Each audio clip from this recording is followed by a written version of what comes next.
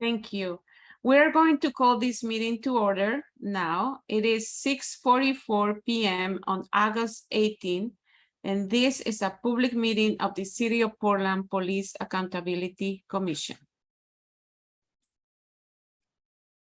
Vamos a empezar ahorita esta reunión a las 6:44 de la tarde, el 18 de agosto. Esta es una reunión pública de la Policía de la Accountabilidad, de los comisionistas.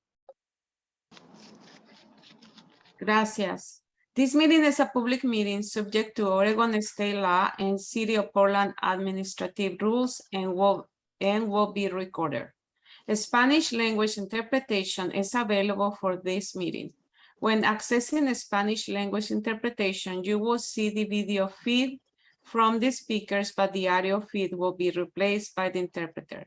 To access this, please click on language interpretation on the Zoom. Spanish. Thank you. The city also offers ASL interpretation, which is being provided by Andrea. I'm sorry, I forgot the name. You can pin their video feed if that is helpful to you. Finally, the closed captioning is turned on the Zoom as another means of assistance. But please note that this is an automatic captioning services and it is not always accurate. The city supports access to meetings of the Police Accountability Commission and can provide other language support as well. Please email in advance of future public meetings, either as a response to a public meeting notice or directly to a police accountability at portlandoregon.gov to ask for other access assistance, including interpretation into other languages. The meeting is a public meeting subject to City of Portland Administrative Code and Oregon state law and is being recorded. For this meeting, the chat function is enabled for commission members to communicate with each other. Members of the public will be able to ask questions using Zoom's Q&A feature.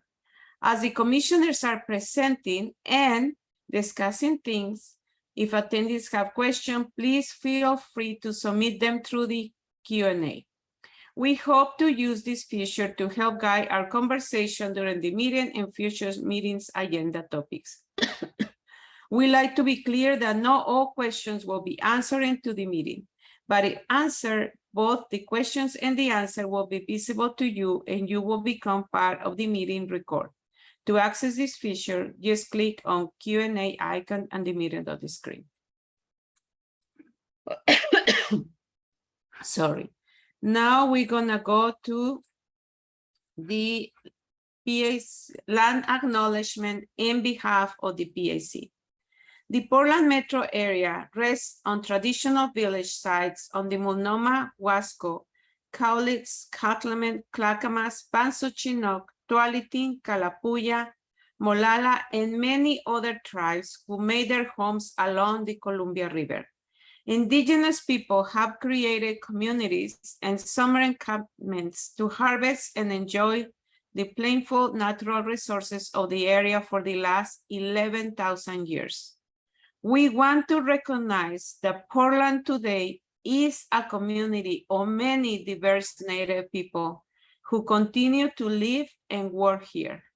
We respectfully acknowledge and honor all Indigenous communities, past, present, future, and are grateful for their ongoing and vibrant presence. We also acknowledge the systemic policies of genocide, relocation, and assimilation that still impact many Indigenous Native American families today.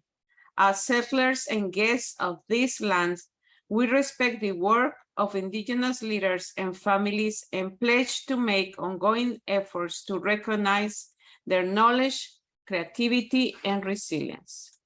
Next, please. Now we're gonna pass to reflect, not just read, but reflect and absorb and understand and commit to these community agreements we're gonna have time for each person to read it, the first and the second page. And then I will ask if you agree to this, to the following. Thank you.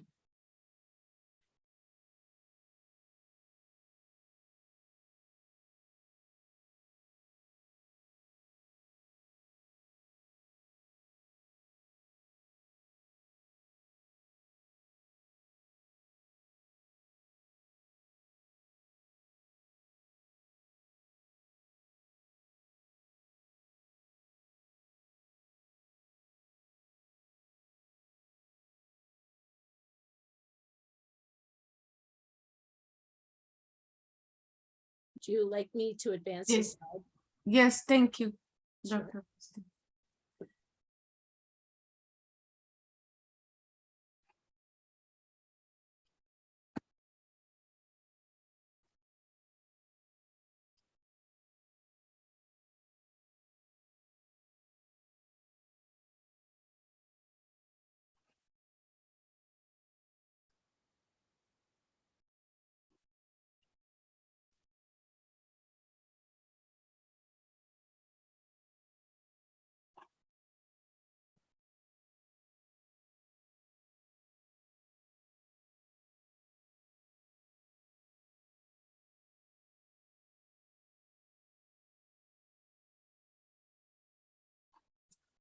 Thank you.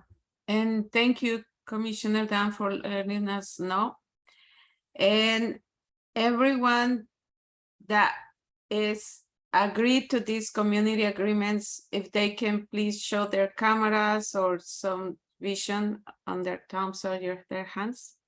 Okay, I don't see Sophia, Commissioner Sima. Okay, now I see it. Thank you very much. Thank you. Well, let's go to next. And for the next, I will pass it to the co-chairs. Commissioner Faith.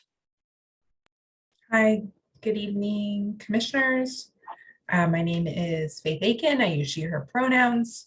I'm happy to go through our timeline this evening. So you'll see us here in our fact-finding phase, which goes from April through early September. We are following the agenda and scope document we created, and we are hearing from key stakeholders and outside experts. We are examining accountability system models, suggested models, and understanding the barriers to accountability in the current system in Portland. PAC is also prioritizing community engagement and outreach. We will be moving into additional phases in September, beginning with the powers and duties phase is what is coming next. All towards council consideration in 2023. So you will see us, we are at August 18th. The next meeting is August 22nd, the subcommittee on research, full PAC meeting on August 25th. August 29th is another subcommittee on research. A potential meeting on September 1st for the subcommittee. We will have a little bit of a break for the Labor Day holiday with a September 8th full commission meeting. Next slide, please. So to orient us to where we are, you can see we have been working on this for a while. So we are in August, and we are working this evening on completing our, drafting our areas of agreement on barriers and best practices. We'll be discussing the materials that Co-Chair Lavisa passed around to hopefully get us to the end of the phase at the end of this month. Next slide, please. So this evening, we have Dr. Christine Moses will be doing our equity training. We will be discussing areas of agreement. We will have an opportunity to talk about some next steps as we hopefully turn the corner on this phase of the work. And then we will have time for public comment. Thank you for sharing.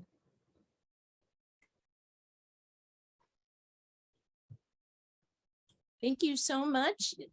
We're going to move into the equity training portion.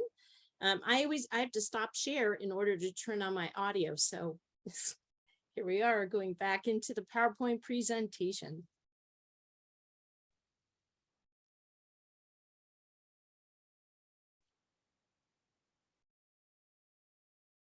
So I would like us to think back to our last equity training. And we always begin with breathing. Our breath is the place where groundedness happens. And so I'm going to invite us to close our eyes or to gaze softly down and to center ourselves this evening.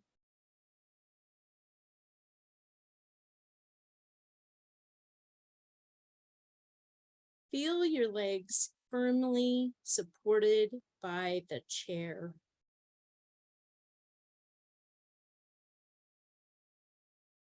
Breathe in slowly through your nose and hold.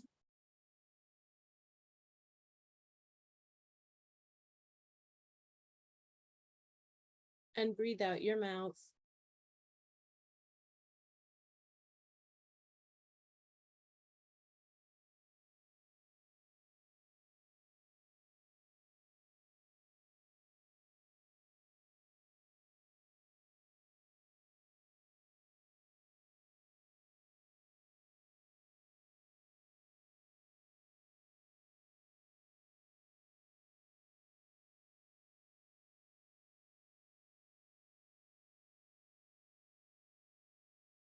Thank you so much. Gently open your eyes. Come back in, feeling centered. Big stretch up. Wake up that system.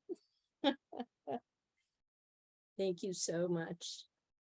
So again, breathing, allowing us to lean into our discomfort when we're talking about highly emotional things, when we're talking about how we can do things differently. This is where we want to go inside our bodies in order to be able to have these conversations.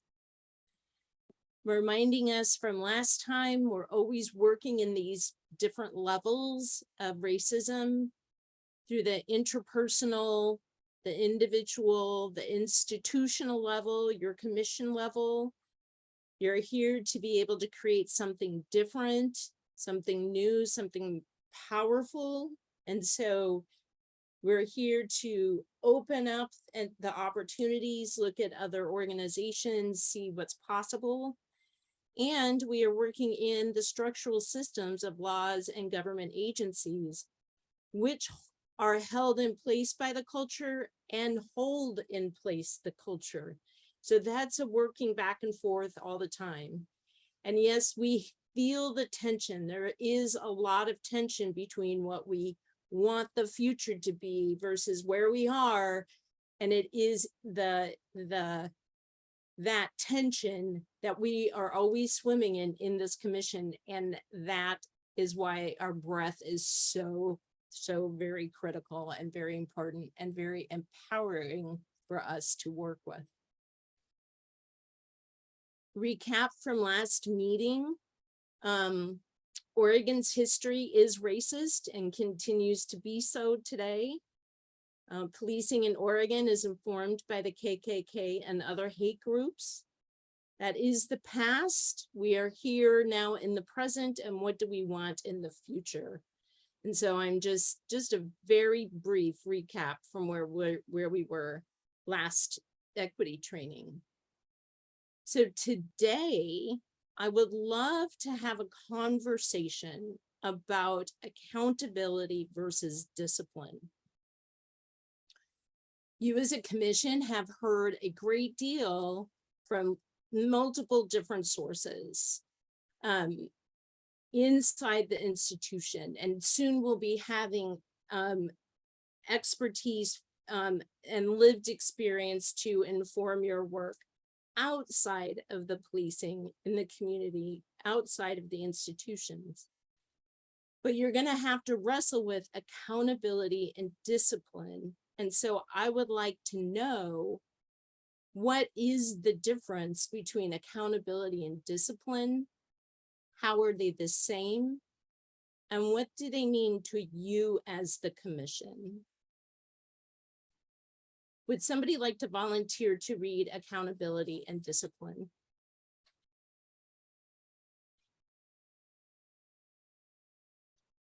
Anyone can jump in. Thank you, Christian. Just accountability.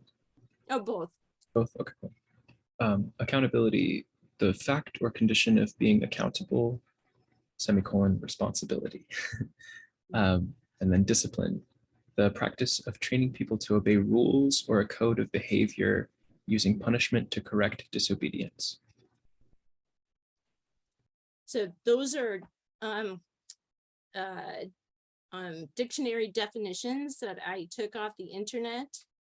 And I would love to have a conversation. Do you agree with these? Is this what the commission means when it says accountability and when it says discipline? So I'm going to stop share and invite us to have a conversation.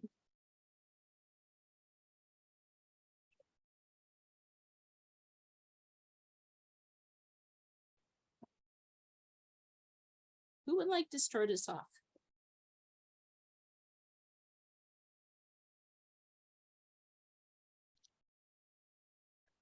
And I have put the questions and the definitions in the chat.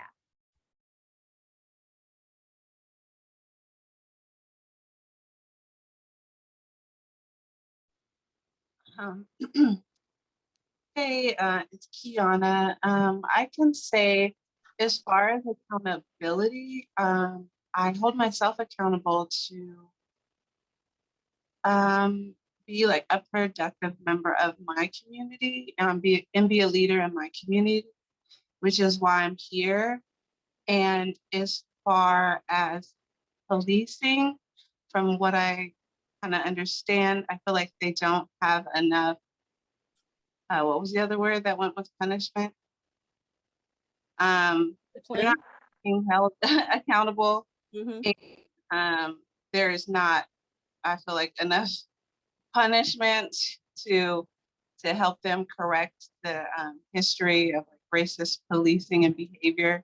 So yeah, that's kind of how I process those words. Thank you so much for that.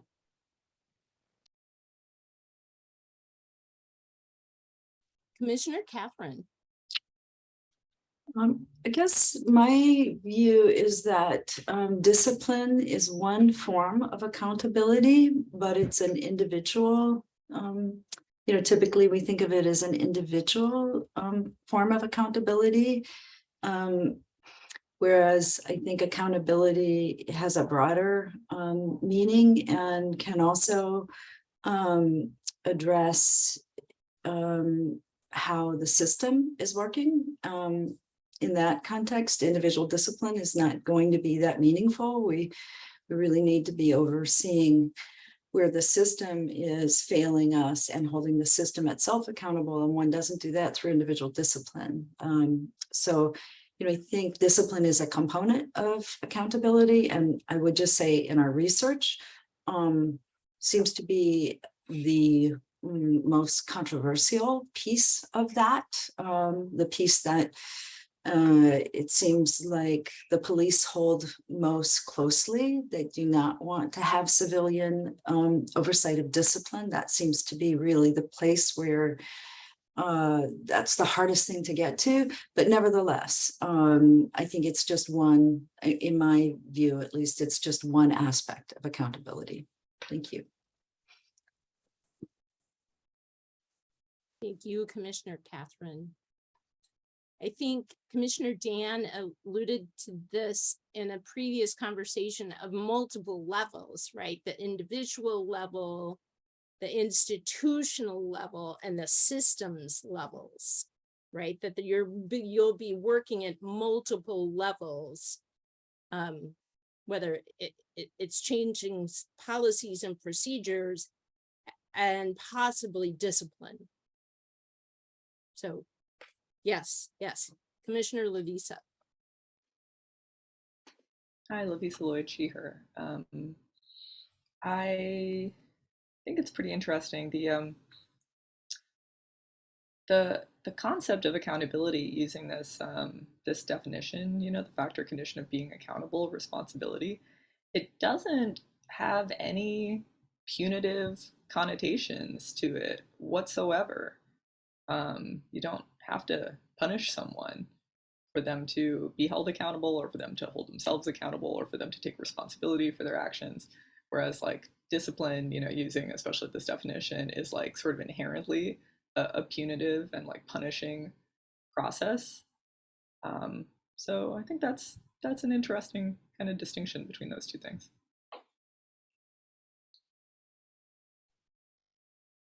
Thank you for that. Commissioner Faith. Yeah, as I've been thinking about this, I kind of like think of a personal anecdote of like as a kid getting in trouble, and discipline would be like being grounded, or, you know, back then spanking. And I always really dreaded when my parents would be like, well, we want to understand why you did that, and what can we do to make sure you don't do that again. And it really like involved me in the process of my own, you know, relearning or repairing our relationship. And I remember even as a kid that required so much more effort of me than them just being like, you're grounded for a week and, you know, rolling your eyes about it. I think that it's a helpful framing and understanding, like, yes, there's a resistance around discipline, but also accountability really offers us the opportunity to like reflect and want to do differently, like hold it ourselves, and take ownership of a change versus someone imposing discipline upon you. Beautiful. I really appreciate this. Thank you so much. Commissioner Monica. I see the word accountability as resulting in trust. You know, if we can build a system that truly upholds accountability, then we're hopefully creating a system that we can trust, that is open, that is that, you know, humans are to be respected and human life is to be respected, and that truth is going to come up, right, and it's going to be upheld. For me, that is more of accountability, upholding that truth, that if that is not what is happening, then our system of accountability is not actually working as well as it should. And I think discipline is just an act, you know, it's a consequence. Like Faith was saying, I agree, you know, some forms of consequence don't really achieve very much, and others do, and others can be transformative. But I think there's a very big difference between the two. Beautiful. Thank you for that. So I have another question that I've posted into the chat. How are accountability and discipline going to be articulated given the values of the commission? And I have put into the chat the values of the commission: equity and inclusion, anti-racism, harm reduction, transparency and trustworthiness, community-centered, and effectiveness.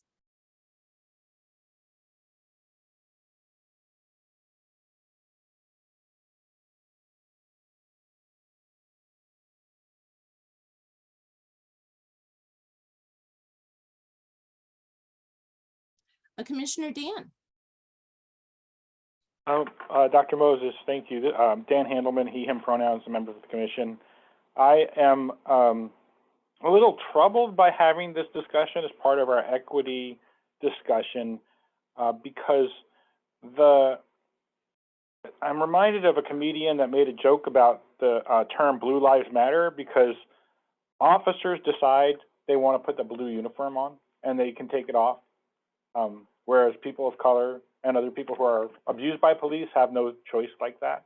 Mhm. So while I agree and respect all of our goals and values around, people's humanity and things like that, I think that when we get tied up in these discussions about the institution, as you said before, the institution of police and what they do and how they misuse their authority, it gets blurred when we try to impose those other, kind of nonviolent conflict resolution and other values that we have. I think there's important places for those. I've been advocating for the use of mediation. I also agree that there are some cases where discipline may not be appropriate, but I'm concerned about this discussion losing sight of the power dynamic that's inherent in the whole system that we're trying to work out. I appreciate that. Thank you, Commissioner Dan.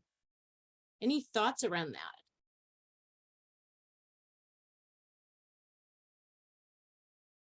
Commissioner Faith. Yeah, I appreciate that.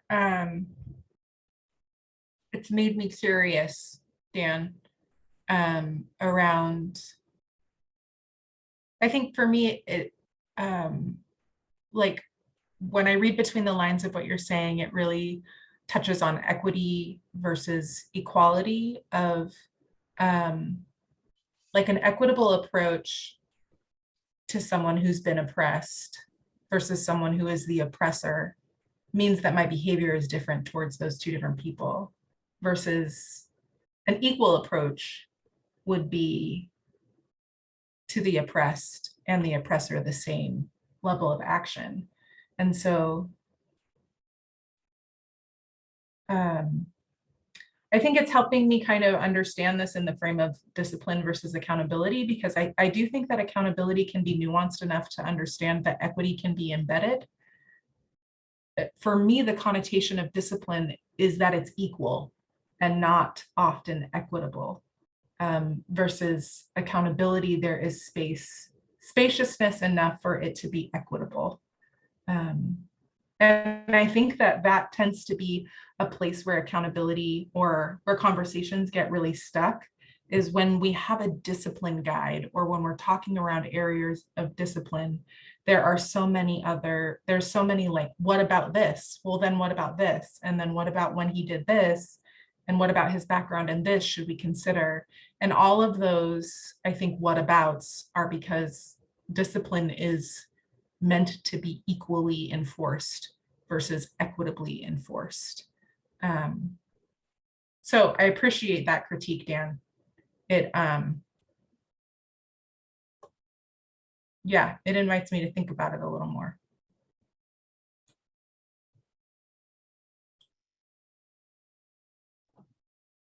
Thank you so much, Commissioner Faith. Anyone else?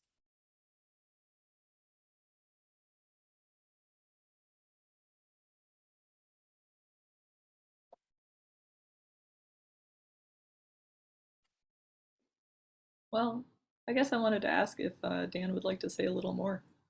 Mhm.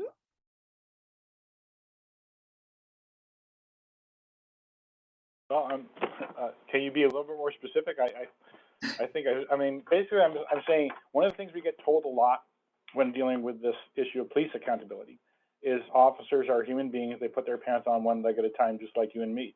But then they also put on a gun and a taser and a pair of handcuffs, and a pepper spray, and a bunch of other stuff that I don't put on every day. And I just really feel like it's all about racism, right? Is about power plus prejudice, and the officers, regardless of what race they are or what they're like as a human being, what they do in their home lives, when they're in that uniform, they are part of this system that oppresses people in our community, and then has the system set up as it is now, where they can do those things and then not be held accountable for it.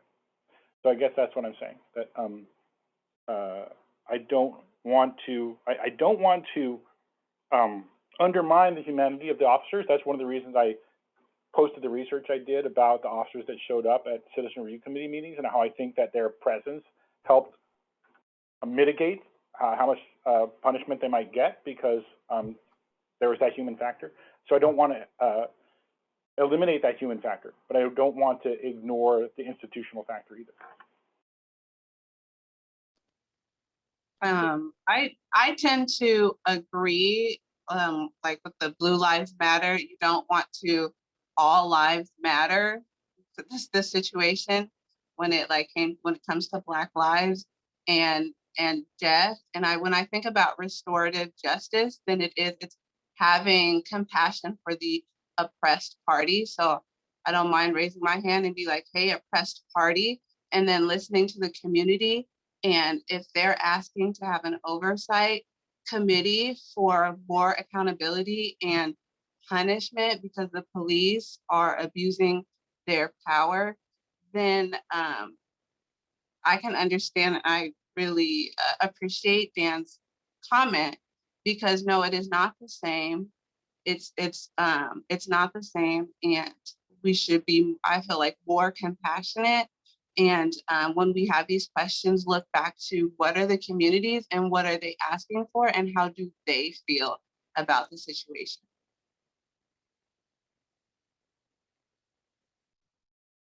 Thank you so much. Beautiful observation. Commissioner Lavisa. Sure. So thank you so much.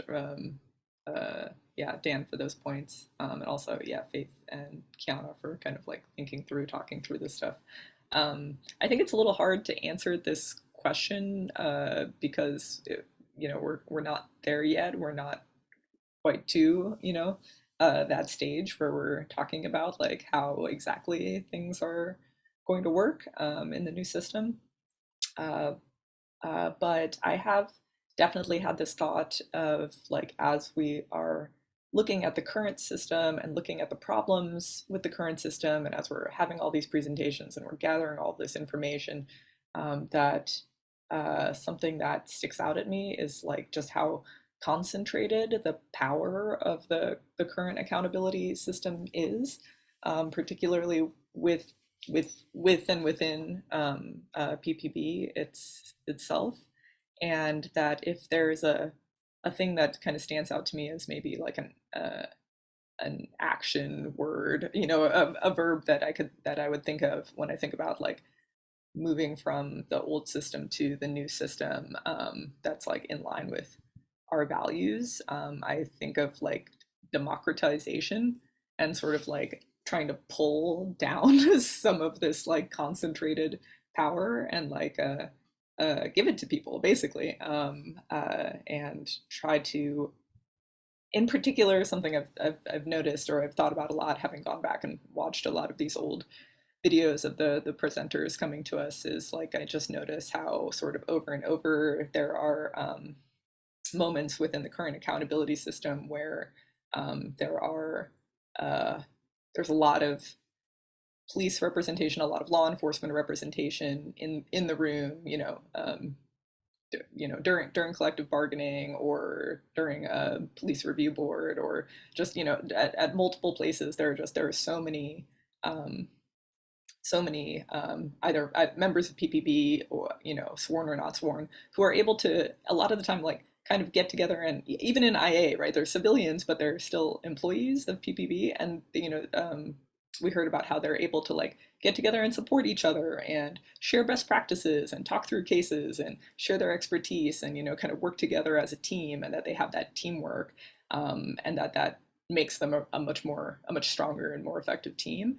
And then I think about like sort of the example, I think, of maybe like the community member on the police review board who is like kind of alone, or maybe there's one other community member there. And I think it was maybe Dan who pointed out that like there is sort of a pool of people who volunteer, but they never actually like necessarily meet each other or work together in any way. And so something I've noticed sort of over and over is like there is there's a concentration of power, kind of a locus of power, and two, that law enforcement tends to have like so much more support of like in terms of like working together as a team, collaborating, and that the civilian side people seem so much more individual and siloed, and just like they don't have the resources, they don't have the support, and they don't have the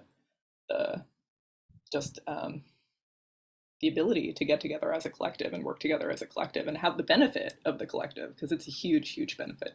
So maybe this kind of relates to I don't know, community-centered or effectiveness or equity and inclusion. I don't know. It could relate to a lot of these things. But those are some things I've been thinking about. Thank you so much, Commissioner Lavisa. Anyone else before we wrap this up?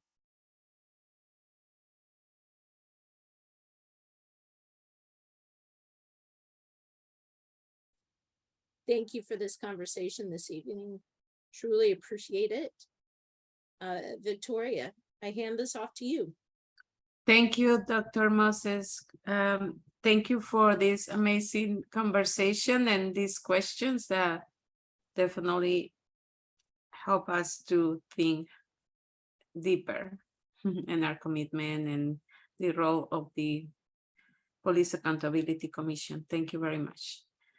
Their next item in the agenda is the report for subcommittee and community engagement events. And the report for the subcommittee and research. We can start, please, the co-chairs of the subcommittee and community engagement events. Hello, can you hear me? Yes, thank you. My name is Christian. I'm one of the co-chairs for the subcommittee on community engagement events. I'll just give a quick report back. Let me find my notes very quickly, sorry. Cool. Yeah, so we're in the process of, I think we have 3 groups that are working to develop town halls with different COBs or community-based or CBOs, community-based organizations. We had to push back a little bit some of the dates. So one was potentially going to be on Friday, August 26th. That's being pushed back now a bit following some logistics that we're figuring out. And then I think that one was for the OJRC and the Albina Trust Group. And then the NEA, NARA group. And if any members of the community aren't here and want to correct me on any of this, feel free to. But the NEA and NARA group is also in the process of finding a date. They're trying to look for a space, getting dates and time. So they're kind of still in that planning phase a bit. Also sort of figuring out some logistics as well. And then the group that is connecting with Apano and as well as Unite Oregon is a little bit earlier in the process. I believe one of the member leads, I forgot the name, one of the member leads has made contact and we've sent us some emails as well, which I'm on that group. So I've sent out a couple of emails as well. And we're sort of waiting for a little more connection on that. Yeah. And again, if anyone on the subcommittee has anything else to add, feel free. Thank you. Thank you, Commissioner and Co-Chair Christian. Is there any additional comment or question for Christian? No? Okay, yes, Commissioner Jason. Hi, Commissioner Christian. Could you talk me through the decision-making process that the commissioners are doing the organizing of these events? That's typically a staff task. Could you walk me through that? Yeah, definitely. So the connections to the community are basically why the commissioners are organizing the tasks. So they would be the member leads and they would use their various connections to different community organizations.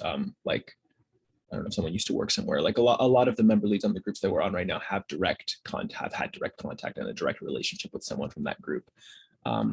Also, some of the member leads are actually part of those communities, whereas staff may not have all of those connections. That's my understanding of the logic behind the reason why. Does that answer your question accurately? Is there a follow-up? Sorry, I hope that's sufficient. That answers the question. It's just very unusual. Yeah, that I can't speak to, but maybe staff can. Oh yeah, it looks like the other hand up. Yeah, thank you. There you go. Thank you. Thank you, staff. Thank you. I also just wanted to add one point, which is that this distinction was mostly drawn for the first 3 town halls that are in planning, because that aligns with the staff hiring timeline. So as an update on that, the city has a selected candidate and is waiting on the details to be able to make a formal offer for the position of engagement and communications coordinator. This is a human resources process that's in motion, and then there'll be an offer given. And once that person has signed, an offer letter and confirmed their start date as part of that, then staff will be able to communicate with commission members, when that person will start. And for the 4th and subsequent town hall, beyond the 3 that are already in progress, then that person will be able to take a different type of role and reevaluate. Thank you. Thank you. Co-chair Christian, please. Thank you. Yeah, sorry, I thank you for that point, Samir. I also thought of an extra little thing that has come up in conversation during some of the connections to, I believe it was the OJRC. Teresa Redford brought up a point that someone else has brought to us that I thought might be helpful in this context. She said that it's good for the committee to get their faces out there. So it's kind of seen as like we're real people who are on this commission who are like organizing this, and we're also members of the community. So I think that also is part of the sort of like to give a little more context. Like that was a good point that she made, that I was like, oh, that's a good point. Like, as long as if we're the ones organizing the event, then yeah, anyway, that's just my understanding. I just want to give another little piece of context. Hope that's helpful. Thank you, Commissioner Christian. Commissioner Jason? And responding to Samir,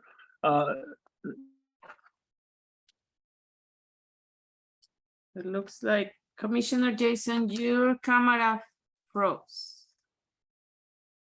Can you hear us?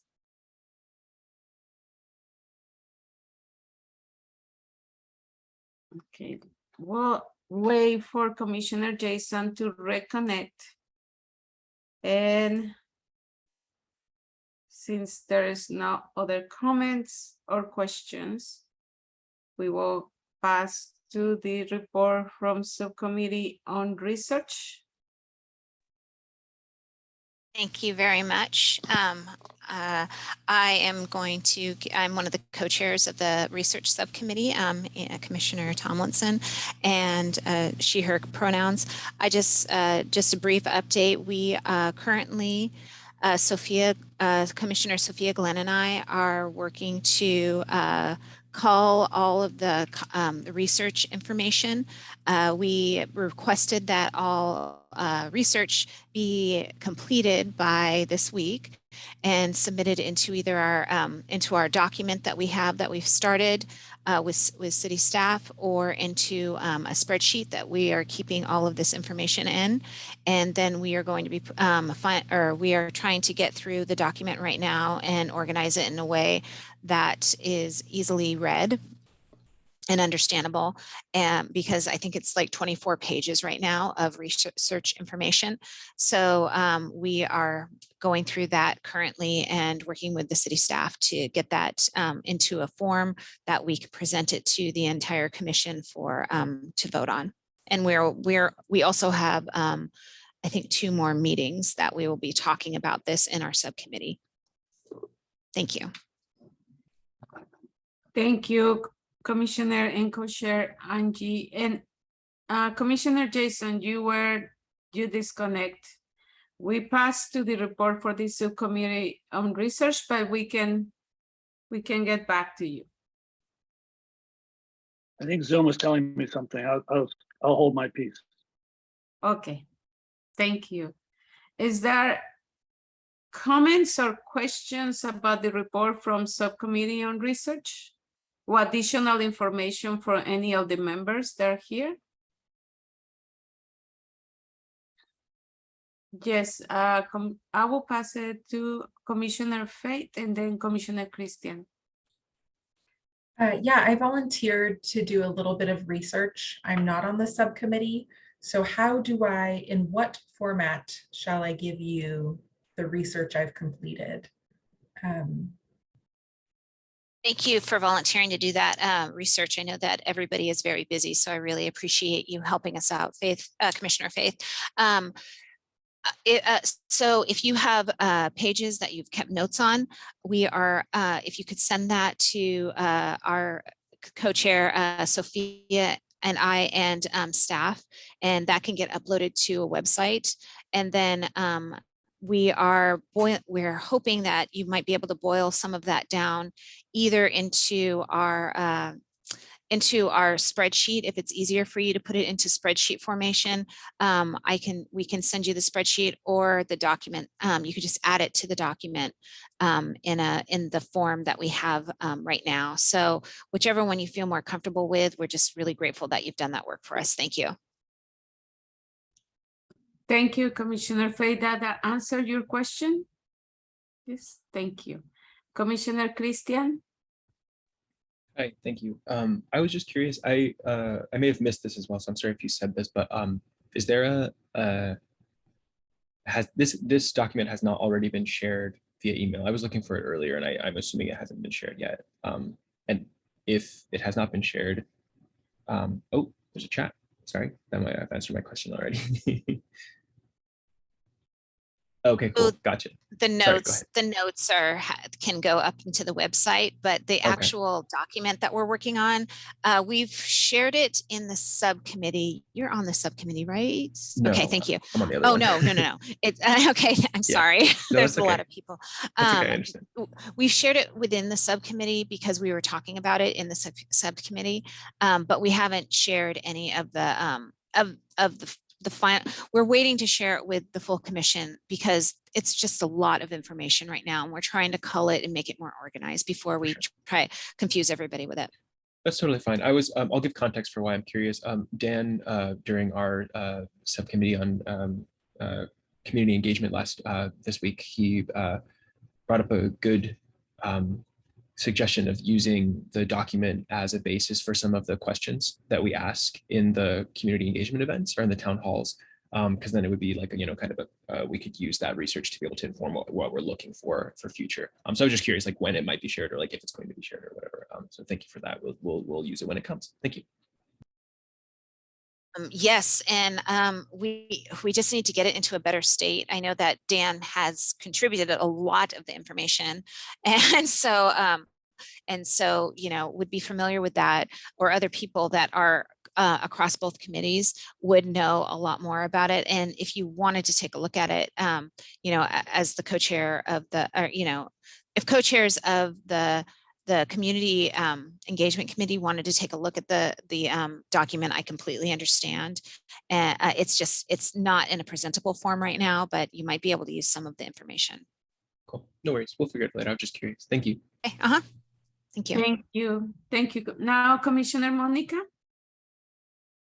I just wanted to say something very quickly.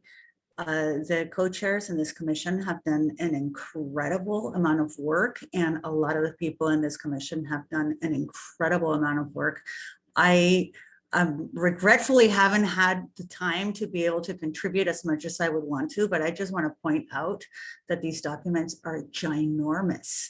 They're giant. They have so much great knowledge that I just look forward to see what it comes out to, because it's really like the amount of work that has been put into these is amazing. Yes, thank you to everybody that's contributed, including you. Thank you. It's a lot of work, so very appreciated. Thank you, Commissioner Monica, for your comment. And now to Commissioner Dan. Hi, yes, thank you.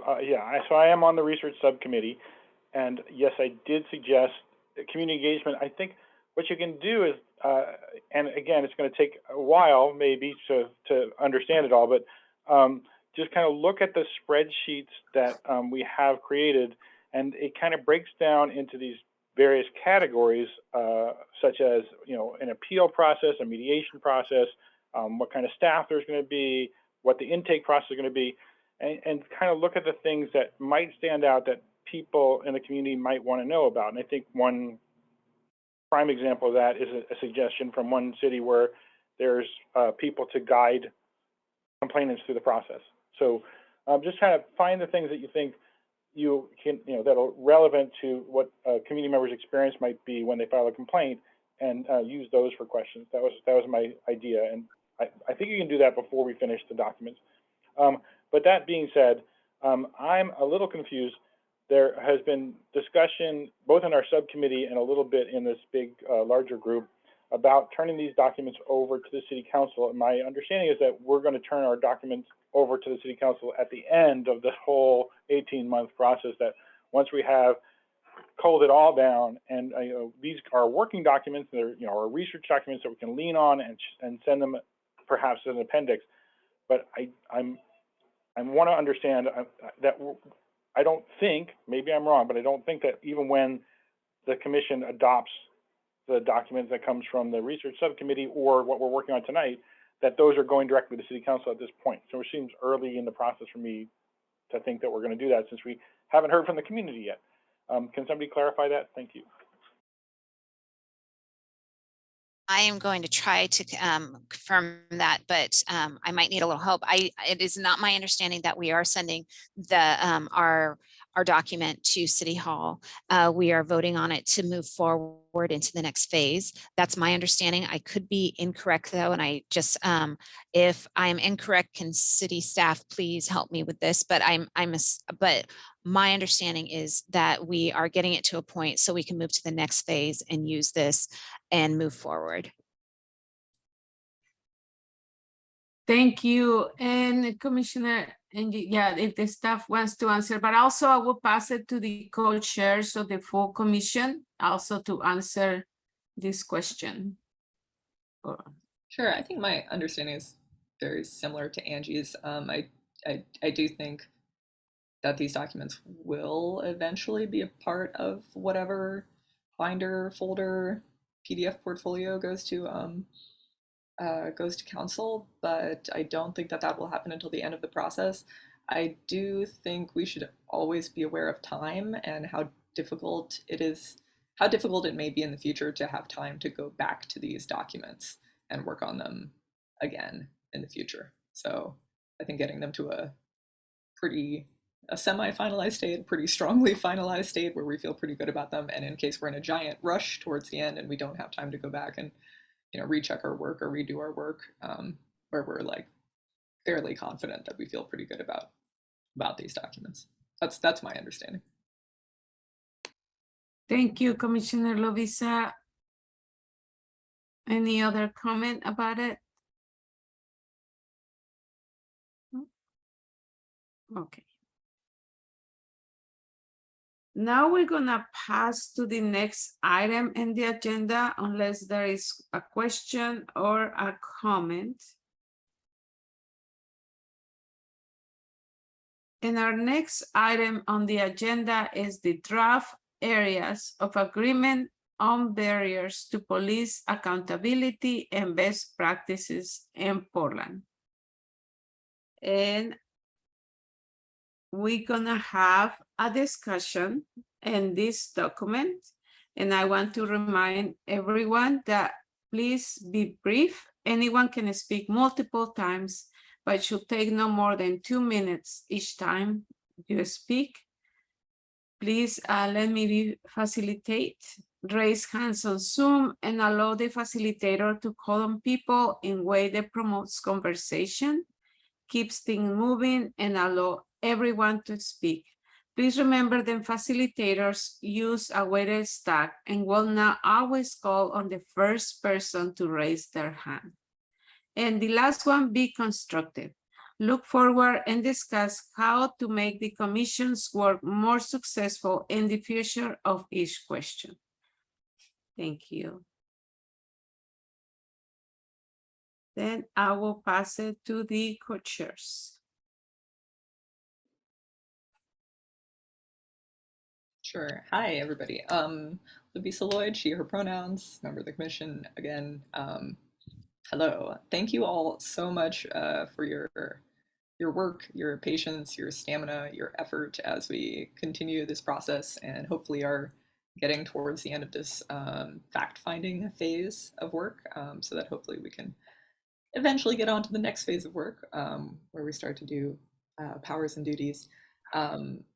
So one of our deliverables for this phase, or one thing that we've decided we want to do, is to take a lot of this information that we've been getting from presenters over the course of the phase and put it into a document. And the document is a barriers and best practices document, or that's how it's conceptualized right now.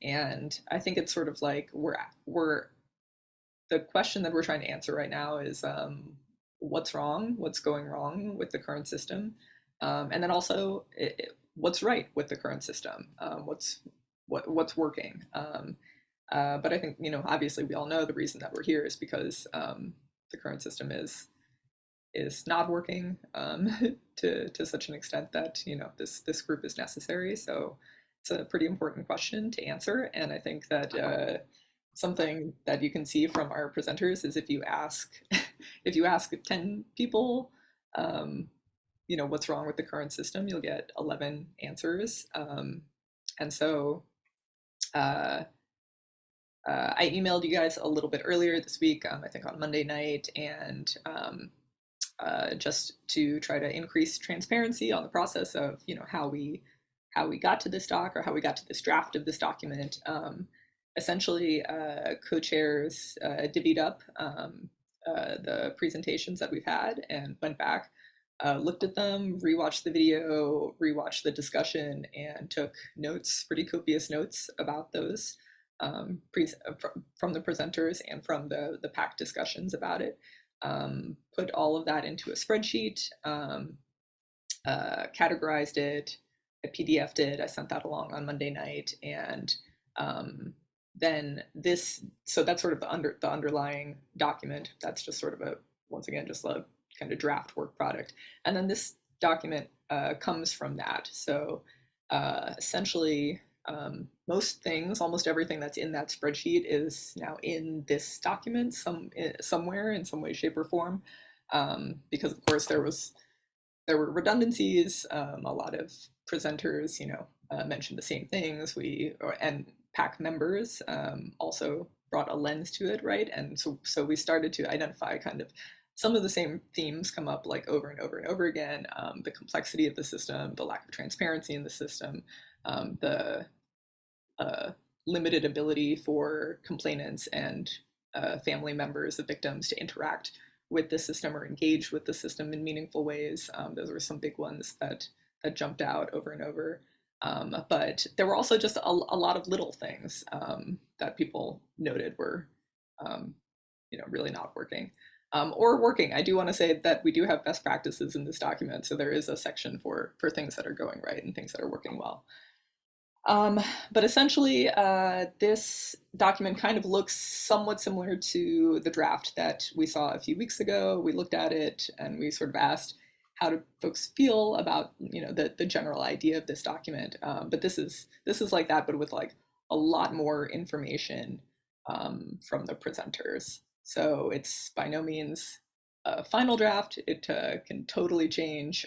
This is a kind of a starting point for discussion about how do we want to memorialize the barriers and best practices that we've noted, having learned so much about the system in this phase.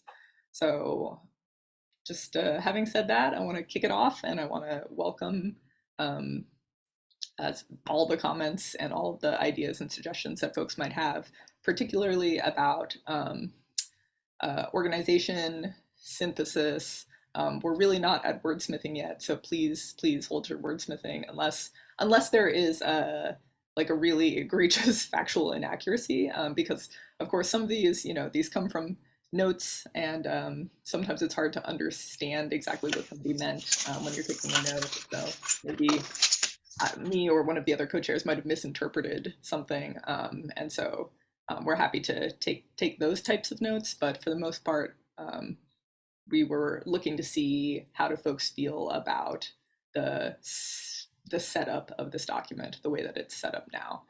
And if you take a look at your screen, thankfully staff is screen sharing, and we have the ability to take a look and see, roughly the way that it's set up right now is we have the barrier, it's kind of a category, in this case, like lack of transparency.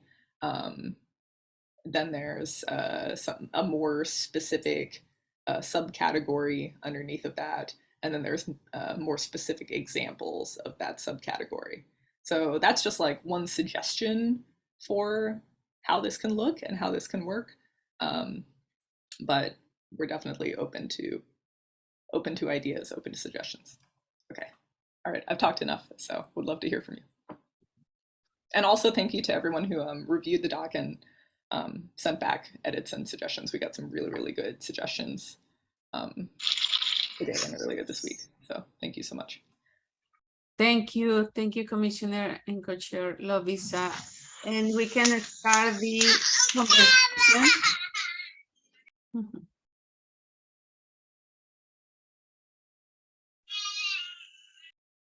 Commissioner Sophia, would you like to add something?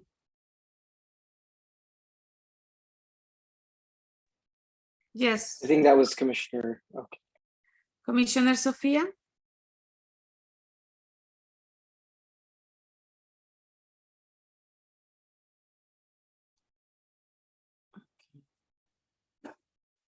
Well, wait. We can get back to her. Yes, we can get back. Yes. Oh, okay. Who else would like to comment about this document or make any suggestions or changes about the barriers and the best practice?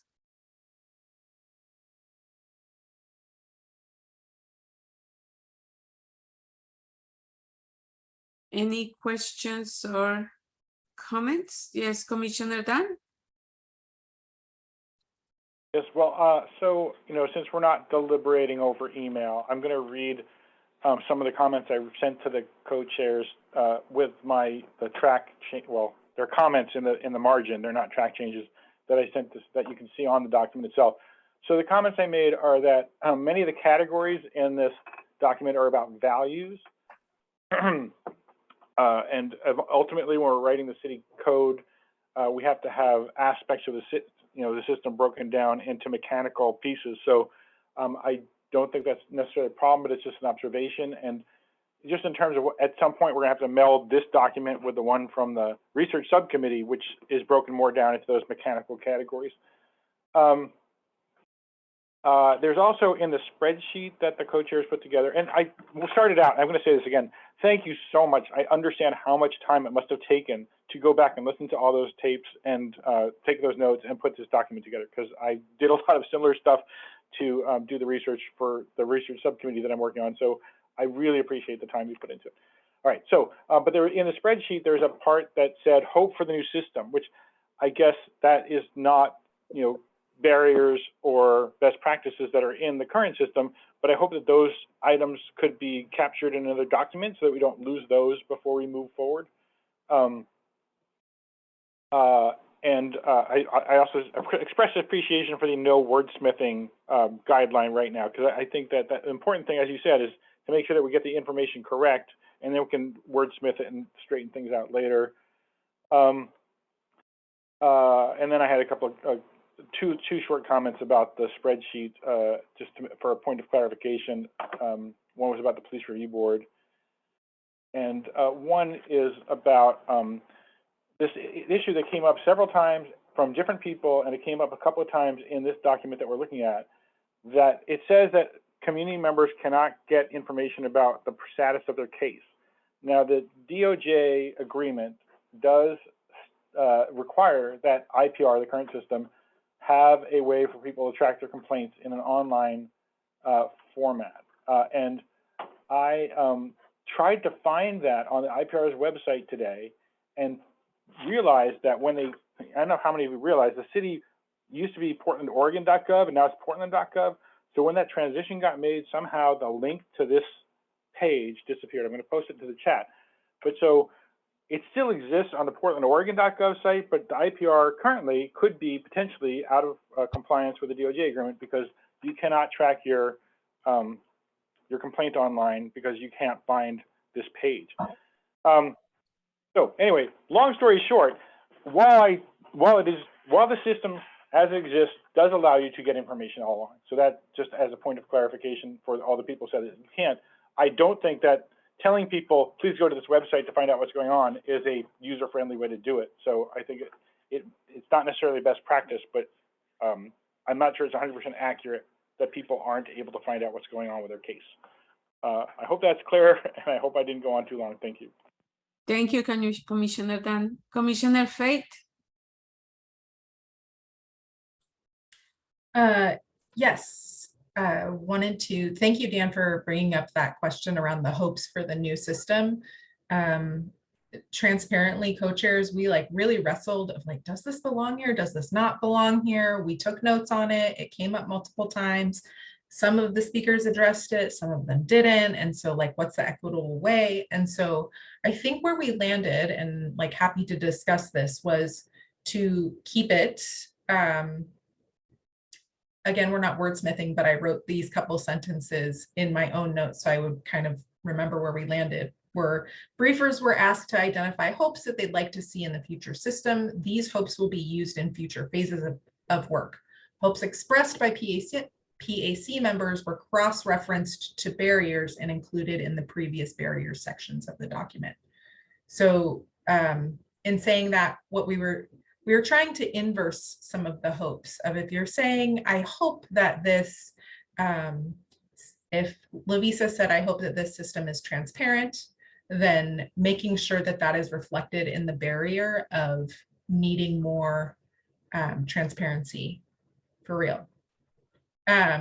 So that's kind of where we landed on that, of it needs to remain in this phase of the work because we heard it here, but also it will inform future phases. So very similar to the barriers. And then I'm curious around, I thought a lot about like your comment on the values, that a lot of the categories reflect the values, and like, how do we operationalize that when we get into the future phases of the work? And I think that's a good point of discussion. That the way that we've categorized it is not the mechanics of how it's working. We've categorized it as like, here's all the times someone said that the system is opaque. Here's all the times someone said that complainants don't have enough access to their information. So I guess I'm acknowledging and hearing, and maybe we subconsciously formatted it this way because I'm hoping that the invitation we make of the new system is centered around the values, and the mechanics of how that works is embedded under those values. But I don't know, I'm speaking to previous faith subconscious and not totally known. Go ahead, Lovisa.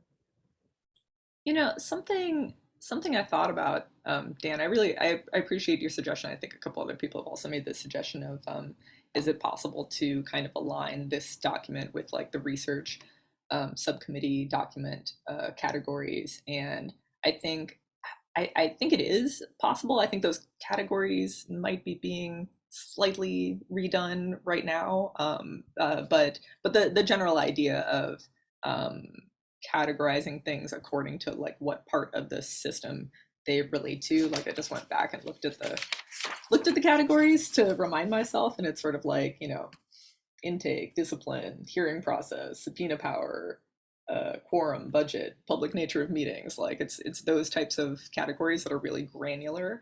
And I think that could be helpful maybe underneath of the like broader categories of like transparency or complexity or whatever, because I guess, yeah, like my only thought about like if we, you know, only using granular stuff is that it's like, you know, the problem with, you know, the current system isn't just like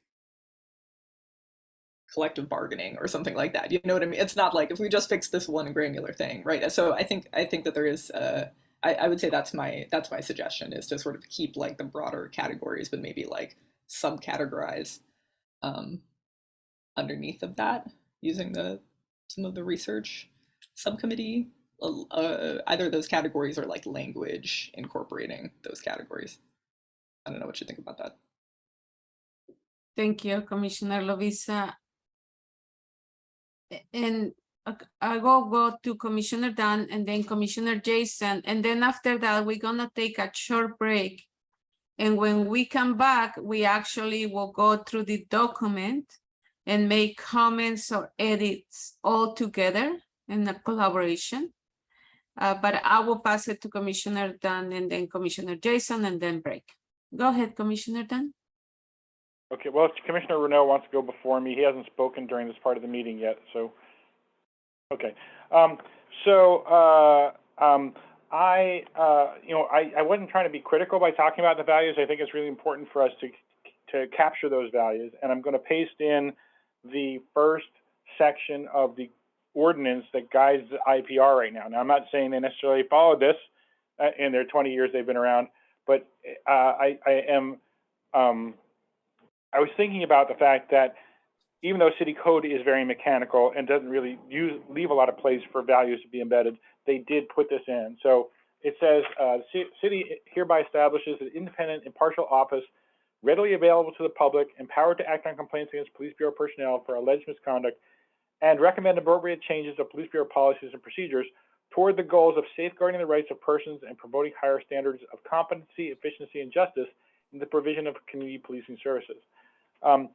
So that's kind of a mission statement, and that's kind of a thing where we can put those values into draft city code when we get down the line. And so I wasn't trying to be critical about the fact that there are more values than mechanical. I'm just saying the mechanical parts are going to matter a lot, and I've gone on at length. I'm not going to do it right now about how sometimes the mechanical things, if we get them wrong, can mess up the whole system if we don't look at the granular stuff. So I just want to remind everybody about that broad principle while we're talking about it. Thanks. Thank you, Commissioner Dunn. Commissioner Jason? Just to understand Lovisa's earlier comment, Commissioner Lovisa, so you're suggesting that we take the items from the research document, the best practices, the worst practices, and integrate them in the same document as the Portland best and worst? No. Okay.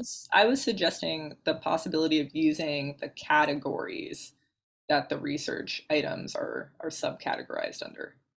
Okay, I understand. Thank you. Yeah. Thank you. Thank you, Commissioner Lovisa and Commissioner Jason. There is 7:57. Let's come back at 8:05. Oh, let me see. I think we can take 10 minutes. 8:07. And then together we will work on the document. Okay. Thank you. Thank you.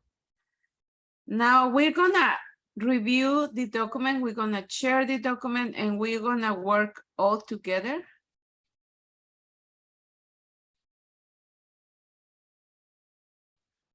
Thank you. And I will pass it to the co-chairs.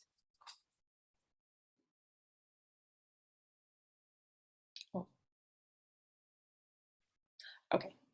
Hello, everybody. Welcome back. All right. Sorry, it's getting a little dark where I am. I apologize.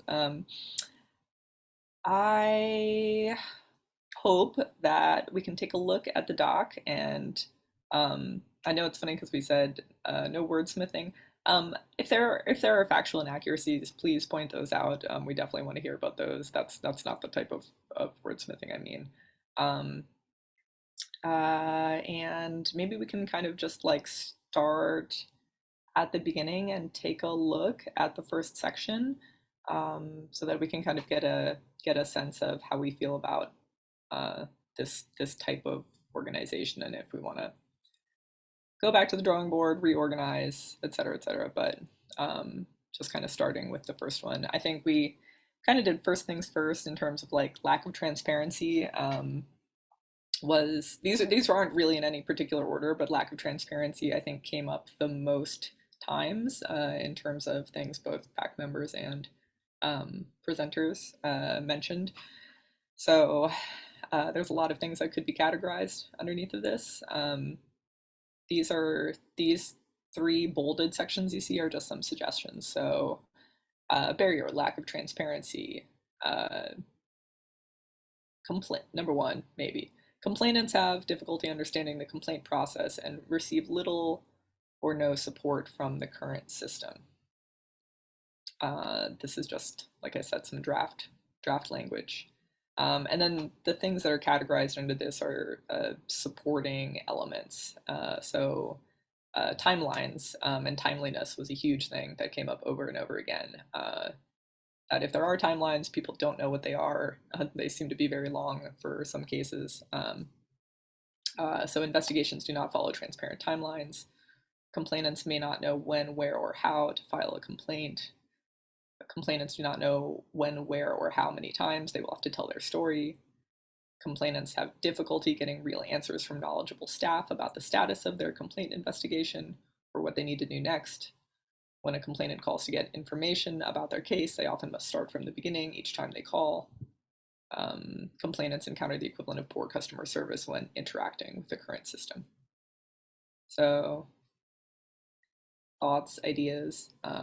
We can take a look at this individually. We can take a look at all 3 sections underneath here, but essentially it's kind of broken into complainants not really understanding the current process, not getting updates about their complaint, and then the public in general not getting updates or not having a lot of not really having a view into the system or what's going on with the system. And I think in some sense, or in some cases here, we could do some reframing or some rephrasing, and that could make things more accurate. So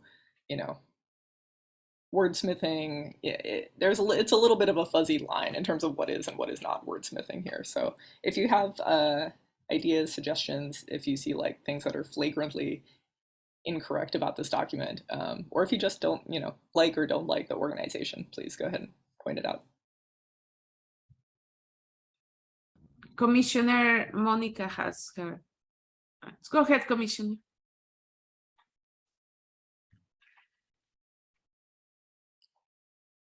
Yeah, you are on mute, Commissioner Monica.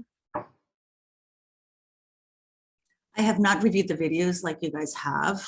And so at this point, I'm not remembering if anybody mentioned the lack of data collection or how much data collection there is, or where is that data and who gets to see the data. I know that in my research in Philadelphia, this came up in a webinar I went to with NACO. They emphasized the importance of data and data collection in the goal of transparency. So I wonder if that should fit somewhere in here, or if anybody mentioned it as something as a barrier important.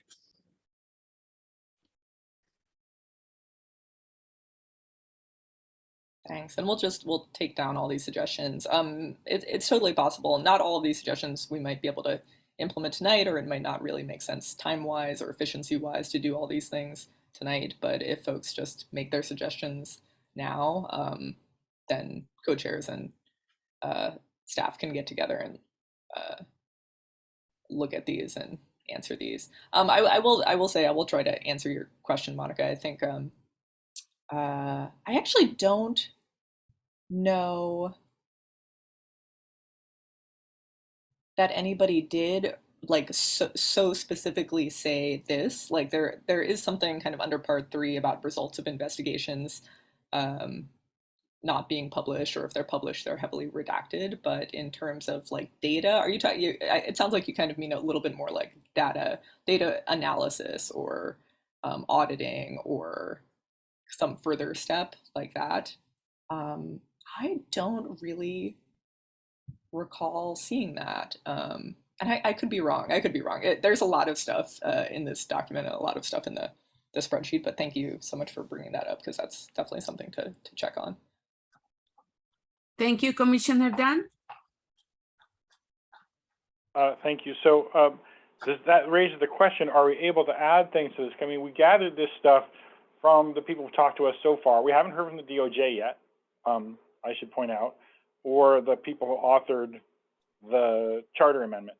But the data question for me, I would say that data, the reporting that comes out is not complete, and that the data that do exist are not accessible. Not accessible in a sense of an ordinary person can't get the information they want.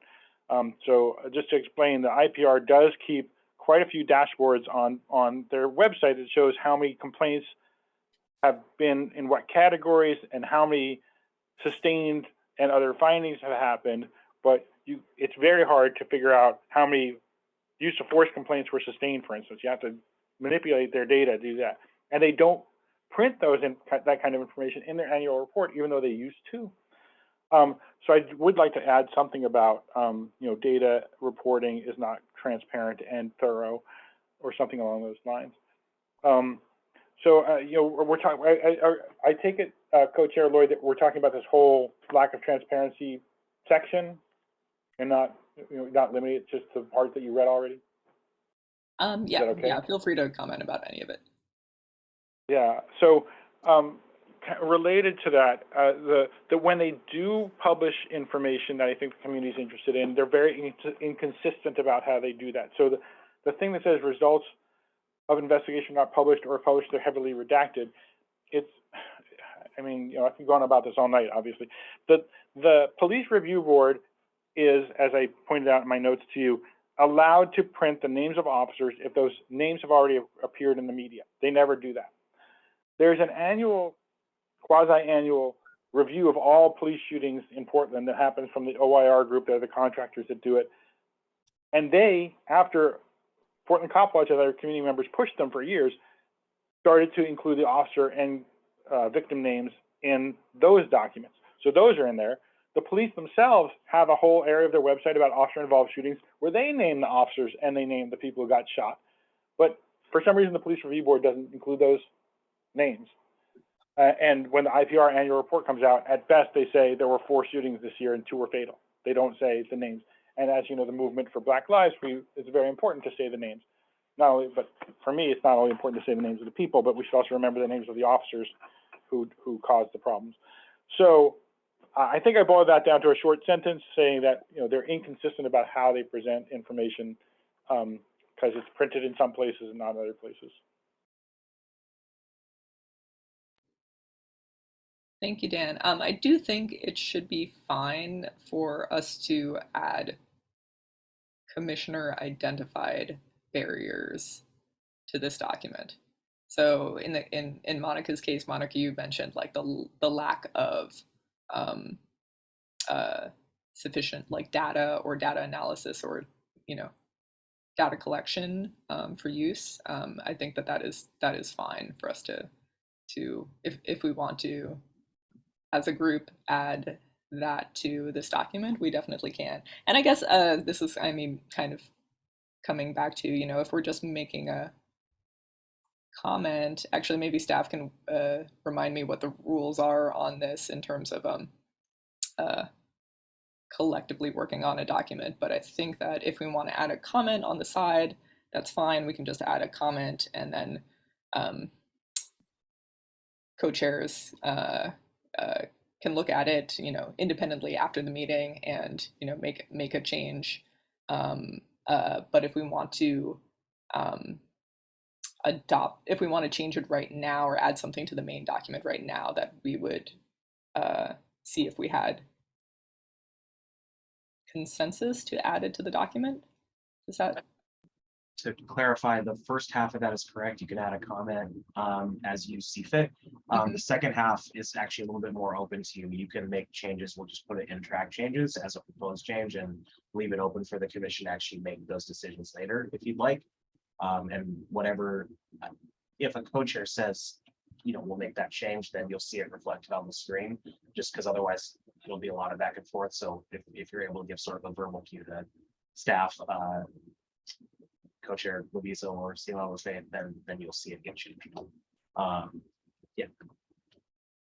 Okay, in that case, can we go ahead and add the lack of data? Lack of data collection is a barrier to transparency. Maybe we can just add that, and we can wordsmith it later. Thank you, Commissioner Lovisa. And I'm going to pass it to Commissioner Debbie.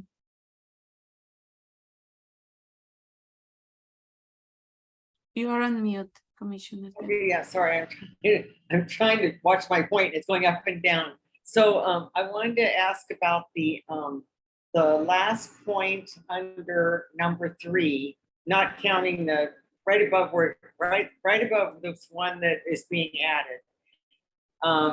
So no prosecution of police officers for killing unarmed citizens and no explanation of the lack of prosecution. So I do not know the answer to this, but I sort of feel like when I read the newspaper and the district attorney decides not to prosecute an officer who was involved in a shooting, that they at least say that it was within policy, but I'm curious if anybody else has followed this more carefully than I have, whether or not they think that the district attorney gives a little bit more information about why there was a decision not to prosecute an officer involved in a shooting. Because I think we should fix that if it's true, if there is some information provided. Thanks. Thank you, Commissioner Debbie. Okay, can we go to another section? Oh, Commissioner Catherine. I just, thank you. I just had a quick question, which is maybe just to be a little bit more precise about the results of the investigations are not published. It seemed to me several people mentioned that the complainants weren't informed about the discipline that was finally imposed. And to me, the results of the investigation and the discipline imposed are slightly different. Plus the fact that the complainant is never informed of sort of the outcome of their complaint seems like, I think it's could be captured in that point, but those both seem important to me, that the discipline is not ever published and that the complainant is never circled back to and told, here's what happened. That is one of the most shocking things I think I've learned in this process. Thank you. Thank you, Commissioner Catherine. Commissioner Jason? About prosecution of police officers, it depends on who you ask. I think the district attorney would say that they do have a prosecution process. But regardless, that's a criminal process and not a civil or administrative process, and wholly separate from this body. But it would be worthy to give a sort of thorough explanation of that process. So when people ask and say, well, what happened, that we be able to know and tell. Thank you. Commissioner Debbie? Yeah, so it's my understanding that there are 2 tracks that these things take. There's the administrative investigation and process, and there's a criminal process, you know, if it's a shooting. So one is taken care of by the district attorney, the other one's taken care of by the city bureaucracy. I mean, the internal affairs, police review board, IPR, and all of that. So when I read that point there, when it says to me prosecution, I think of that as being criminal and then being, you know, directed to the district attorney's office. And I just think we should try not to blend them because they are kind of two separate tracks for the same incident. Thank you, Commissioner Debbie. Commissioner Dan? Well, I agree with the comments that are being made about this point. I didn't make that comment because the review system currently could report back about what's going on with the criminal investigation, but they don't. So I thought that was part of why this was here, but it may be that the point also is supposed to be that there's also no sustained findings of policy violations for killing unarmed citizens, because that's also true. So I don't know if we want to have both the point about no prosecution and no administrative accountability. Thank you. Commissioner Jason? Sorry to go back to the same point. And there's all kinds of other criminal misconduct that police officers do that aren't killing of unarmed citizens. So those all have a different, complicated investigative and prosecutorial process that's separate from this. But again, an explanation would really be helpful to people coming to this question for the first time. Thank you, Commissioner Jason. And I know Commissioner Simab has been putting comments on the chat. Thank you. Okay. Would you like to go, to another section of the document? Sure, I was gonna read CMOB's comments into the record, so they're in the transcript. CMOB wrote, grand jury either accepts or in Portland's cases declines DA's charges. Thank you, CMOB. Thank you. Thank you, everyone. These are really good points, and I think it brings home the question. So all of these things are things that we eventually will decide, are these things we want to include in our barriers document. There are, of course, going to be many, many barriers that we're not going to put into this document. Maybe because they're outside of the scope of the work of this commission, or for whatever other reason, or, heaven forbid, we're just not aware of them and we don't know what we don't know. But we could strike, we could just, move to strike that point about prosecution, criminal prosecution of police officers, and say, okay, that doesn't really belong in this document because that's criminal and we are administrative. So thank you. And I just want to remind everyone that I know this is very important, but just aware of the time. And we still have time, but just to move through the document. Commissioner Dunn? Right, just briefly, I would not want to strike that. Without getting too far into it, the research committee discovered there's a city where a board can recommend prosecution to the DA. So that might be something we want to include in the board's authority. So I would not strike it. Thank you, Commissioner Dunn. Commissioner Fate? Kind of a follow-up question then to the group is, there were a lot of comments around administrative barriers versus criminal barriers. And is it helpful for us in this document to differentiate, like even just putting, I don't know. So I guess I'm curious around that. If it deserves its own little section, if folks have thoughts on that component.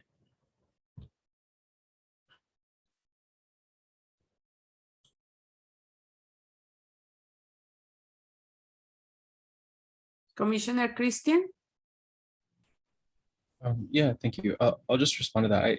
I think that sounds like a plausibly good idea to me, especially since there's been so many comments around it, even just in this discussion. And also, I think for myself, in past meetings that we've had or debriefings with people in the city, sometimes they've brought up that point that accountability and discipline also apply to situations that are not like use of force or like, you know, lethal, whatever, like when someone dies or anything like that. Because in my head, I automatically jump to that partially because that's what's so poignant right now, especially because this was voted on in 2020 and that's kind of what brought all this about.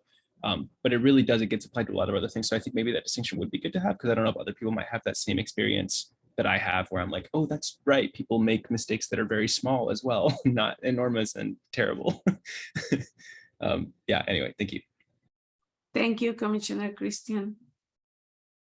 Okay, we're gonna go to the next barrier, the complexity within current systems. Okay, so complexity is really difficult to write or to characterize, sort of inherently. It's kind of hilarious. So right now, I think that it's kind of broken out, I think, into sort of 4 parts. The current system has at least 10 steps in use of force cases. The current system asks at least 3 separate entities, PPB, IPR, CRC, to work together on each case. It's been pointed out to me by another commissioner that there's a 4th entity, which is City Council. Officer-involved shootings are treated differently from other investigations. Not sure if this is exactly where this goes. We might want to recategorize that. And there are no advocates to help complainants, families, or the public better understand and navigate the current system. And so, like I said, once again, it's a draft. You know, if you have thoughts, if you have feedback and comments, let us have it. Thank you, Commissioner Lovisa. Comments or questions on this area? Oh, I did want to respond to Dan's question. Dan had written in his notes, I don't know what the advisory process means. That is referring to a police review board, which is technically, I guess, an advisory board to the chief of police, I think. Thank you. And I will pass it now to Commissioner Dan. All right, well, Co-Chair Lloyd, I should point out the next step after advisory process says police review board, so then it's included twice, if that's what you meant by that. So that's why I didn't understand what it meant. Maybe you need to have parentheses around police review board. I didn't count if there are 10 pieces here. But I do want to point out that there's going to have to be in the new system an immediate response, an intake process, investigation, recommended findings. There's going to have to be some kind of we can talk about whether or not there's going to be appeal, there's going to be a final decision, and there's going to be a discipline process. So most of these steps are going to have to be in the new system and are, in fact, kind of prescribed by the charter.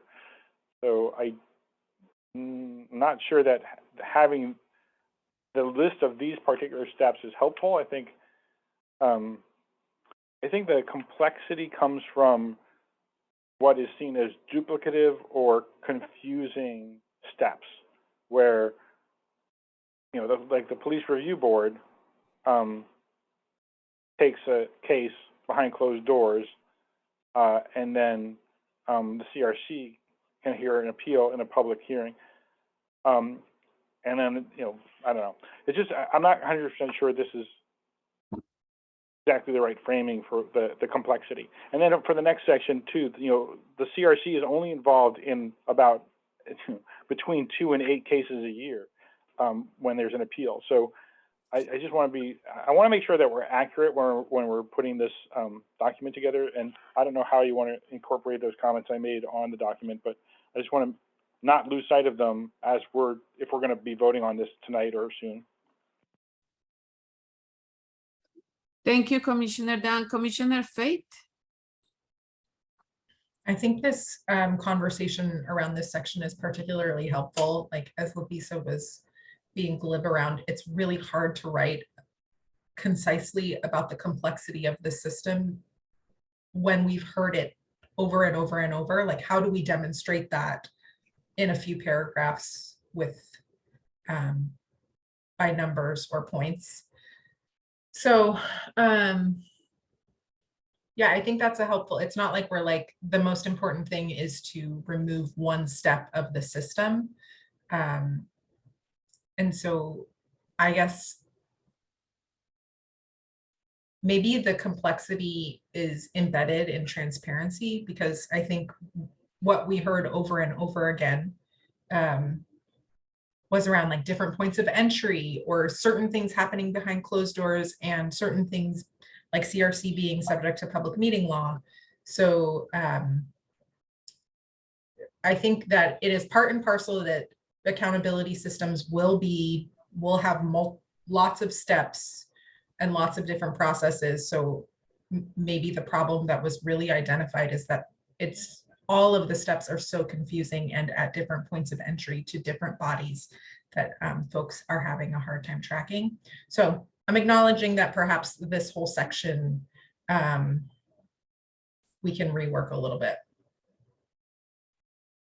Thank you, Commissioner Faith. And I will pass it to Commissioner Christian. Thank you. I just wanted to say that I liked a word that Commissioner Handelman used, which was duplicative.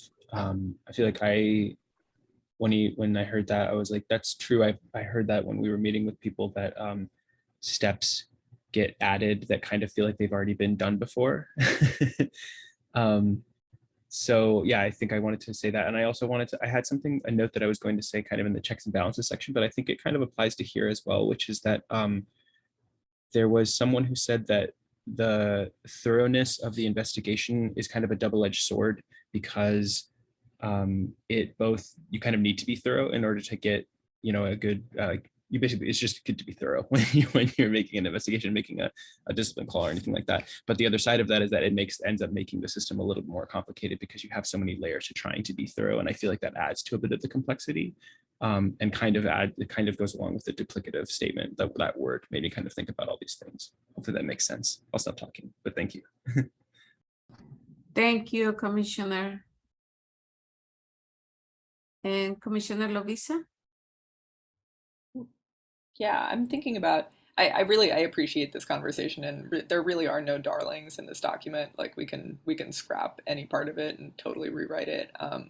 I think, I really appreciate the use, the identification specifically of like, it is the duplicative parts of the system, and it's also really hard to find a good flow chart that like it's just hard to find any really good information, which is, it kind of comes down to like the not having like advocates or whatever.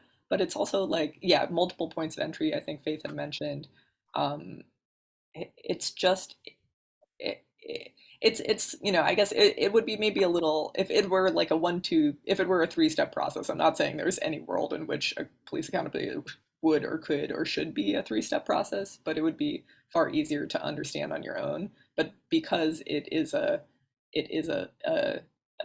10-step process that can go on for a very long time, it's it's just, that is sort of where the complexity comes in, not knowing where you're at any given moment. I'm also thinking about, I'm sorry, I'm just kind of thinking on the fly, but I'm also thinking about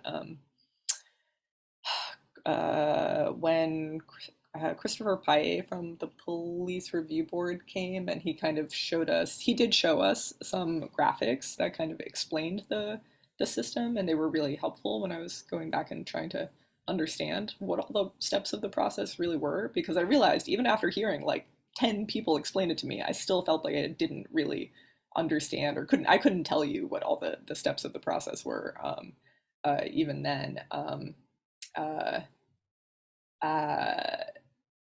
There's a step or a stage of the process where I think that there's at least 3 or 4 entities within PPB that are sort of investigating the case. There's like the training division is writing like a training analysis, and then there's like IA is writing their thing, and then there's I don't know, 1 or 2 other sections. Oh, thank you for the flowchart, Dan. I see that. But I sort of do remember thinking like, wow, there are just places where it just sort of like splits, and there's like 2 or 3 or 4 people like working on this all together, and then somebody has to review, you know, all 4 of those like investigations or analyses. Oh, it's the intake. The next person who reviews it also reviews the intake. And yeah, I'm sorry, I hope I'm not causing anybody pain, just trying to remember, or trying to put together like how all this complexity like works.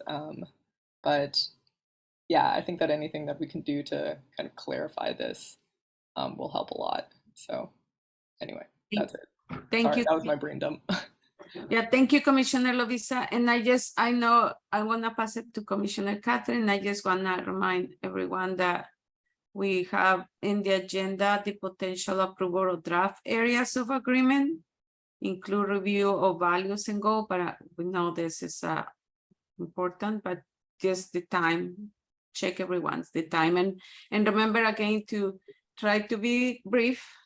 That way everybody, you can participate a couple of times, but be brief and to continue with the conversation. Thank you.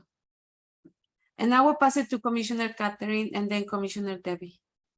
Thank you. I mean, maybe one of the ways to capture the complexity is just to be clear that the investigation, the entity that does the investigation and the entity that applies the discipline are different. And that, I think, creates a, you know, just necessarily some complexity, because you have, you know, under our system 2 entities, IA and IPR potentially doing the investigation, all going into the PRB. And I think that is one thing that has been sort of highlighted in our charter amendment, is that the new board will have the ability to try to bring those functions together.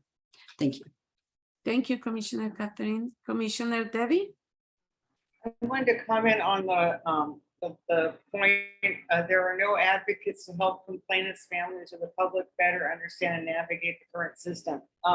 Rochelle Silver, former CRC member, pointed out in the chat that the CRC IPR, they do actually provide what's called an appeals process advisor to people who appeal their cases to the CRC.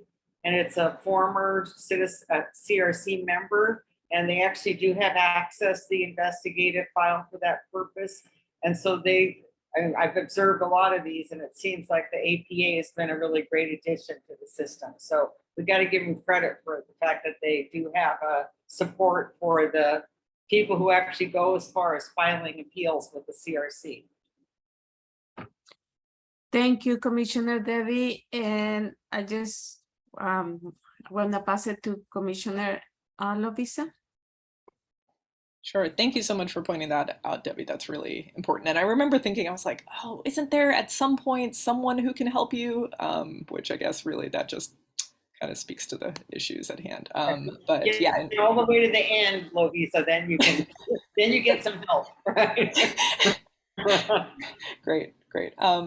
So yeah, kind of going back to my previous point or lack of a point, I think I'm realizing that maybe complexity itself is not the barrier. I think that's maybe what I was coming to finally, because the system could be complex and produce great accountability. You know, there's really nothing preventing that.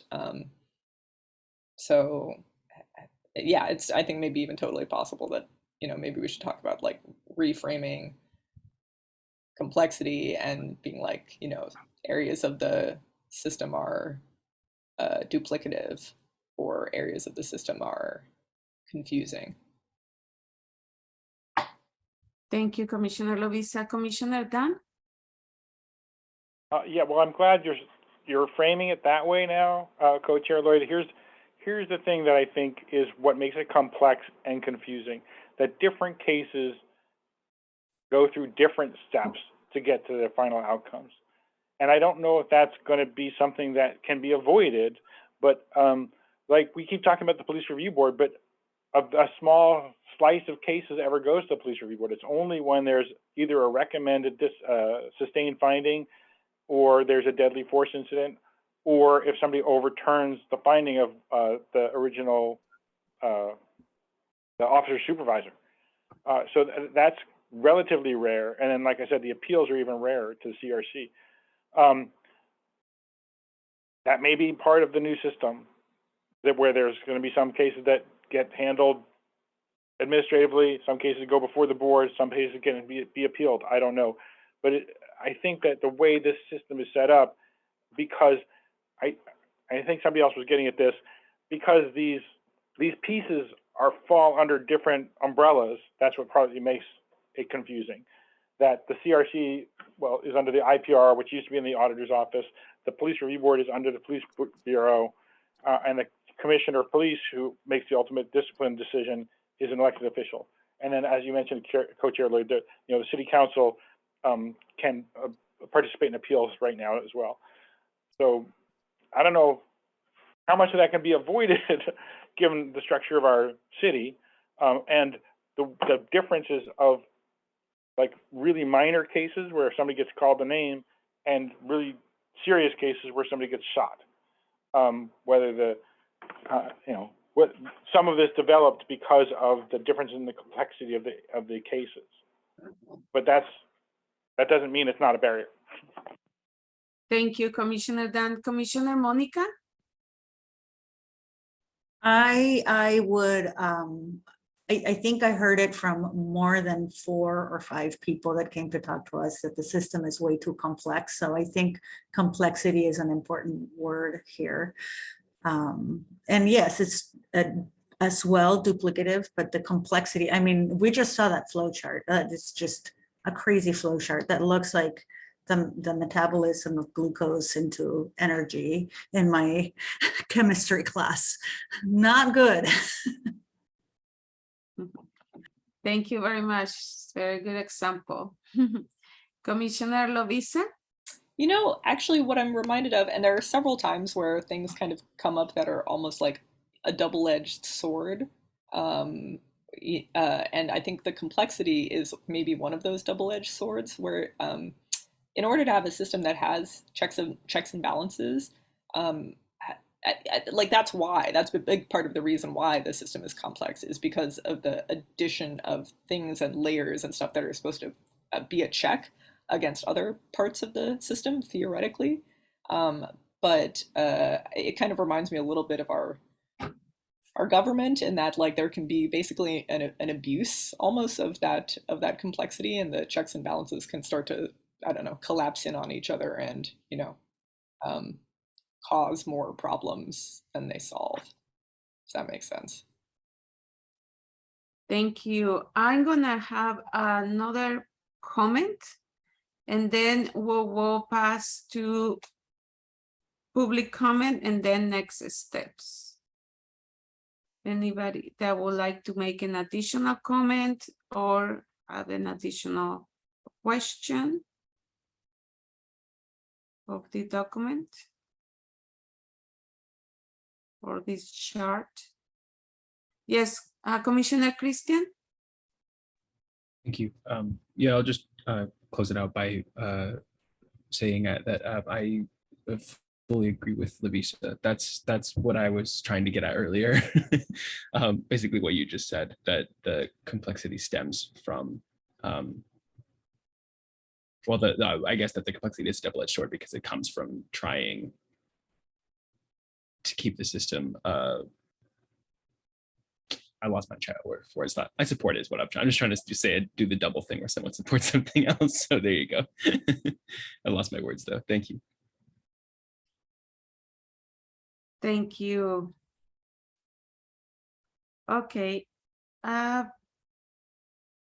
Let's go to public comment. We can have these slides, please, for public comment.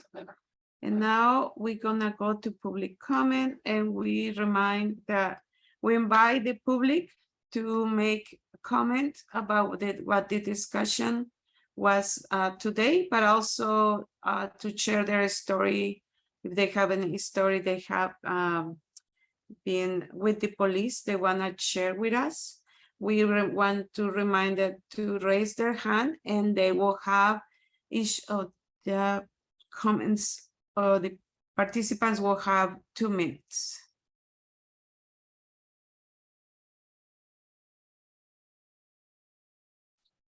Do we have an invite public comment now?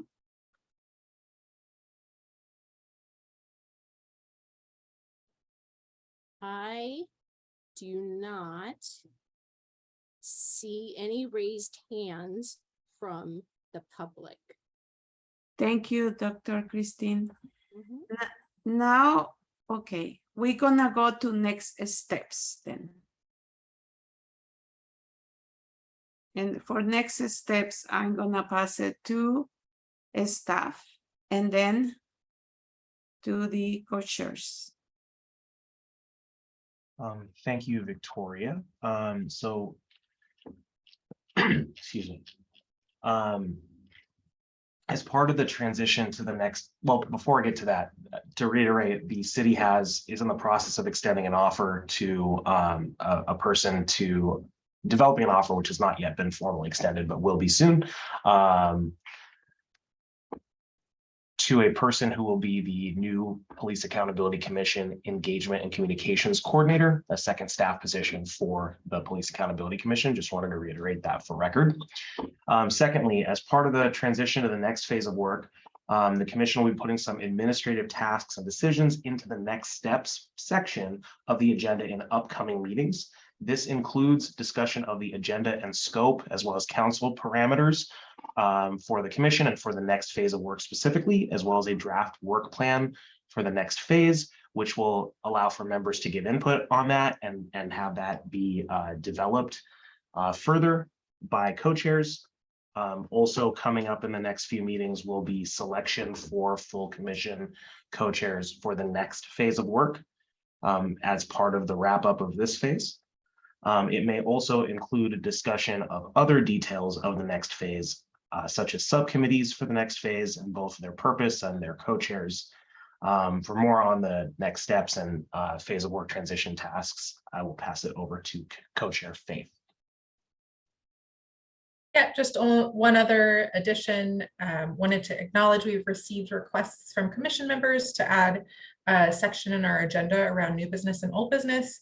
And so co-chairs are going to talk about that at our next co-chair meeting to figure out how we work that into the agenda, what that looks like, etc. So wanted to acknowledge that that request has been made. Totally hear you. We're going to try to figure that out and come back with our recommendations on what that could look like. That's all I have.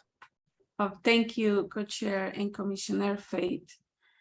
Now we will go to the next, that is the garden plot recap, and I will invite Dr. Christine to share with us what she has.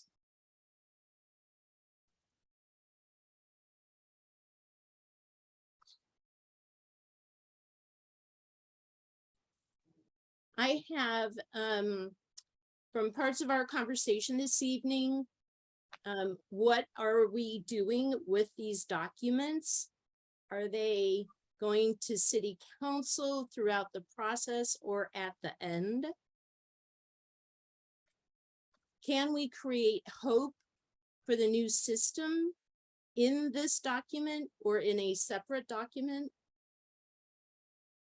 And can we align the document that you were working on this evening with the subcommittee categories? And then adding data analysis and reporting as part of this document. That's what I have for the garden plot. Thank you very much, Dr. Christine. And for the staff, do you have any additional comments for the garden plot? Not exactly. The comments that are in the document that was screen shared today will be treated in much the same way, in the sense that they will be public record, as well as circulated to co-chairs as part of developing the next draft, the next version of the draft for the upcoming meeting of the commission, in which on August 25th, which is next Thursday, which, as a side note, it will also be discussing this document again and getting deeper into it. But that's not necessarily in the garden plot per se. Just wanted to mention that as well. Thank you. Thank you. I will ask just the co-chairs if they have anything for the garden plot.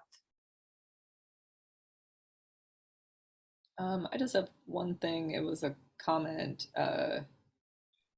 It is a wordsmithing comment. Use mental illness and not mental health challenges. The latter is demeaning. So we'll make that change. Thank you.